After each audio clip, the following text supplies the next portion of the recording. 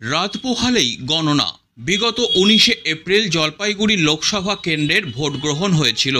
তারপর থেকে প্রায় দীর্ঘ 2 মাস ধরে কড়া নিরাপত্তায় উত্তরবঙ্গ বিশ্ববিদ্যালয়ের জলপাইগুড়ি ক্যাম্পাসের স্ট্রংরুমে বন্দী হয়ে রয়েছে প্রার্থীদের ভাগ্য। আগামীকাল জানা যাবে কোন রাজনৈতিক দলের প্রার্থী সংসদে যাওয়ার জনরায় পাচ্ছেন। ইতিমধ্যে হারজিত নিয়ে চায়ের কাপে তুফান উঠেছে বিভিন্ন রাজনৈতিক দলের কর্মী সমর্থকদের মধ্যে। তবে আগামীকাল সেই চূড়ান্ত দিন, আর তার জন্য অপেক্ষা আর মাত্র কয়েক ঘন্টার। এদিকে আগামীকালের গণনার জন্য পুলিশ প্রশাসনের ব্যস্ততা আজ তুঙ্গে।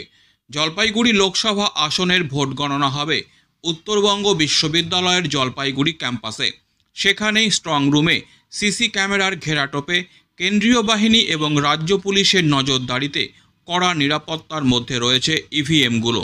আগামীকালের ভোটের কাউন্টিংয়ের জন্য উত্তরবঙ্গ বিশ্ববিদ্যালয়ের জলপাইগুড়ি ক্যাম্পাসের বিভিন্ন পোলে মাইক লাগানো হয়েছে। চলছে মাইকের শব্দের টেস্টিং। সেই সাথে প্যান্ডেলের কাজও প্রায় শেষ পর্যায়ে চলছে।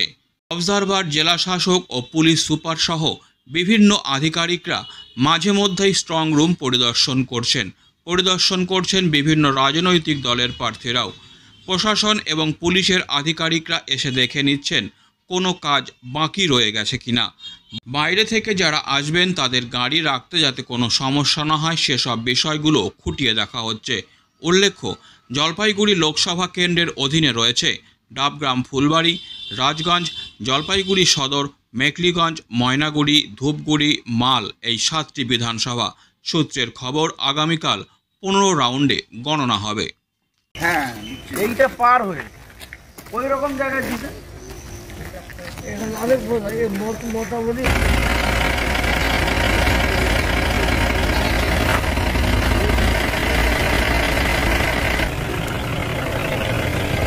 Disclaimer. This channel may not promote any violent, harmful or legal activities. All content provided by this channel is meant for an educational purpose only.